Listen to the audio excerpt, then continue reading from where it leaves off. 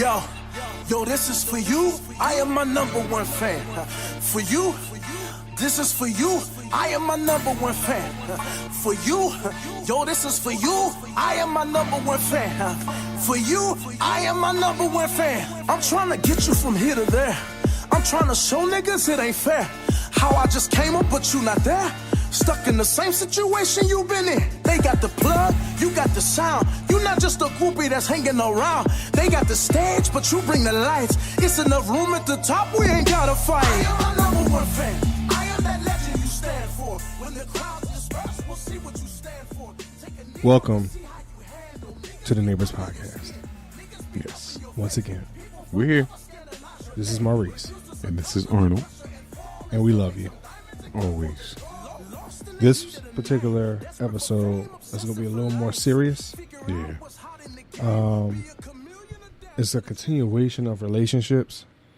Once again, people have been hitting us up about some real touching Topics. And you know that everything that we discuss and everything that we talk about is always relatable to how it affects our communities and how we react as neighbors in our communities to certain issues and topics. Right.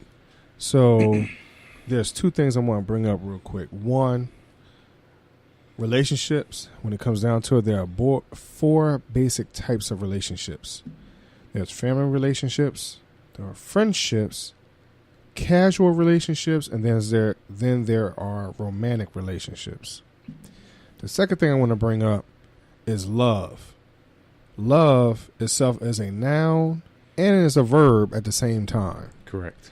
It is certainly not an adjective, though some answers may suggest that it is. So I'm saying that to say that one of our listeners he asked a question about his marriage and just dealing with his children moving forward. So in that, that's where we're starting off. I'm a little calm and relaxed about it because it is a really touchy subject, I believe. And I want to make sure that we get the message across and not make too many jokes or anything about it. I mean, we can still joke around and laugh and whatever else, but I think in this particular subject, I don't want the message to be lost that you can still love your child even if you are not In love with his parent, with his mother or father. Right. So that's why I say that love is a noun and it is a verb. So my own personal, I did not have my father in the house. So did that really change how I felt and loved people as an adult? It did. And once I was able to get back into my life with my father, I had not seen him from the age of 6 to the age of 20. Do I think that my father's love or care for me was any different? I don't know, because I didn't know him. Really, at the age of 6 years old, it's just that's my dad. That's my parent. That's my mom. But by the time you become an adult and you go through a lot of ups and downs and situations, that whole teenage love, and do I love you? Do I love me? Do I love the cat? Do I love flowers? Do I love leaves? You're not 100% sure what's going on, because sometimes you do not see that type of relationship in your home. That's just my opinion. Yeah, I have to agree with that, because a lot of us are raised to think that love is just one thing. A lot of us believe that love has a lot to do with financial and the things that the people that rear you or raise you give you. Right. So love is definitely unconditional, and that means that because I am your parent, I'm going to love you regardless of whatever goes on in your life. Right. And that's what that means. But love needs to be taken a step further. Because not just that you show them because you gave a child something, or you bought a child this, or you gave them a beautiful Christmas, or they got everything they need for their birthdays and everything. you have to actually physically let the child know that you love them. You have to tell that child, you have to hold that child, hug that child, and let the child know that the child is needed and cared about from both parents. In some instances, there may only be one parent.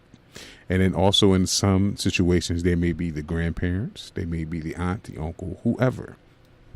But it's important to let the child know and understand that the child is cared for, the child is cared about, because that helps with the child's development as the child gets older. It also helps the child when it comes time for the child to get into his own relationships or her relationships as they progress as a teenager and into adulthood. Right. But what we wanted to talk about specifically was, is it okay for you to still be in your child's life and not love the parent, the child's parent, the other co-parent? And it's okay to some degree, but I don't believe that you should chastise the other parent. I don't think that you should play down the other parent. Even if the parent is a bad parent in your eyesight, in most children's eyesight, and we all know this, no matter what you may say about my mother or my father, that's still my mother and my father. And I'm going to love them regardless until they prove me wrong.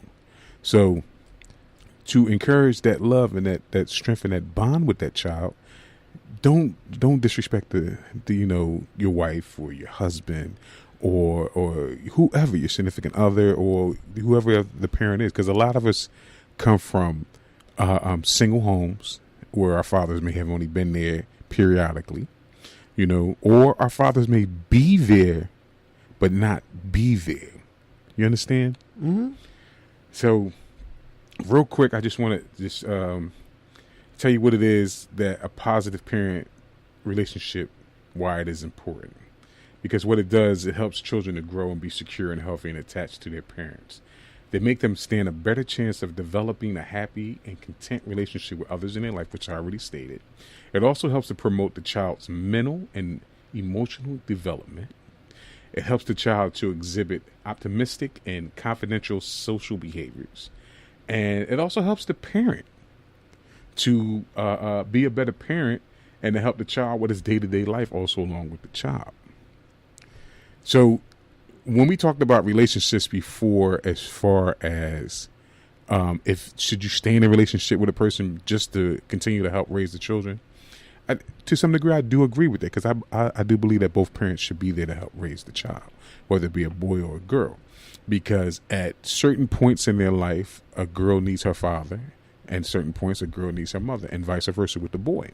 Certain things that a mother cannot teach a son, and a father cannot teach a daughter, because she needs her mother in her life, or the son needs his father in his life. Now, I think that right there is the problem. Mm-hmm. Because we have quite a few people who believe that because they are a single parent, whether it's male or female, it doesn't matter, think that they take on the role of both parents. Correct. And I understand that you take on a image of that role, but you cannot take over that role. You only take on one role at a time. Right. So, it's understandable. Yeah. And I mean, so as you just stated, that it's really hard, and I hear this a lot about how young ladies, single mothers, feel as though they are the father also in their son's life or their daughter's life or whatever. And I really have a hard time of really agreeing with that. I understand what the premise of what they're saying. Mm-hmm. I don't necessarily agree with that. Mm-hmm. Because it is because whether or not the young lady is a soft person or a hard person, you're still not a male. So, and the males still have a certain thing about them, a certain mindset that young ladies still do not grasp, because they don't go through the same stuff that we go through. True. And that goes for any young male. That it doesn't matter if you have feminine tendencies or you're a straight thug or whatever else. All males, regardless, you're still going to be judged the same way as a man. Right. Right. Now, I agree with you to some degree and with an explanation. Sometimes the single mother takes on that role or that persona of being both parents because whatever decisions she chose in her life. I'm not saying that all women do this that are single parents, and not saying that all women, because we see it around Father's Day, and Mother's Day, and the single mother may ask, "Well, I need a Father's Day card too, and a Mother's Day card," which is fine if that's how she feels, because technically she has been both parents.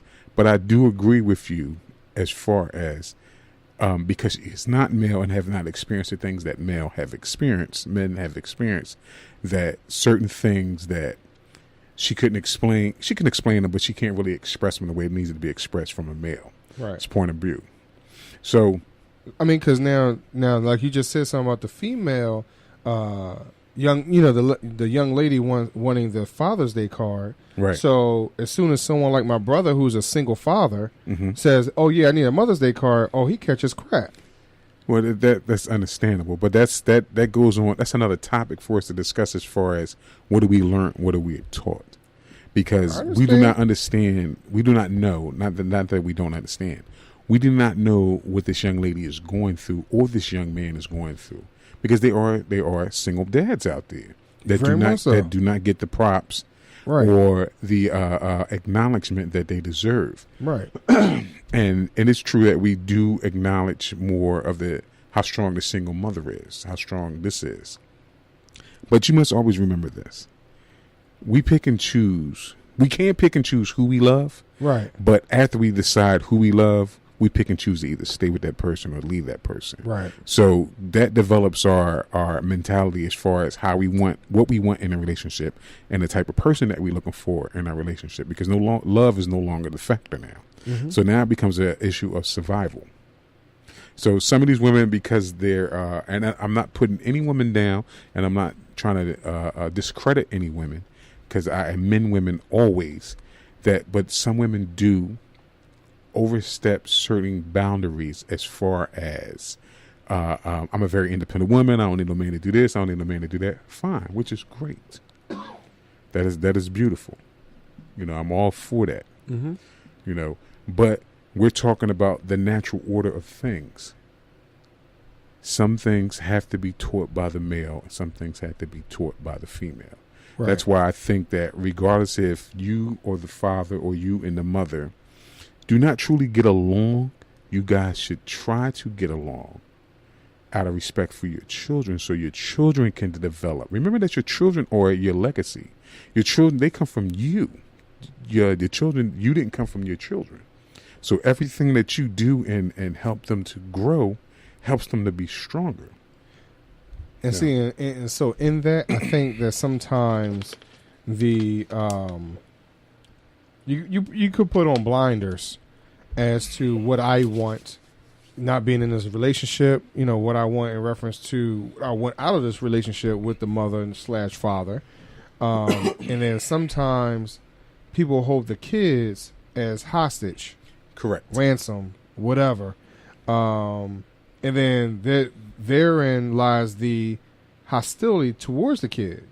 Correct. Doesn't happen all the time, but sometimes that's what happens. And then ultimately what happens, the child builds up resentment towards the father or whatever that situation might be. Right.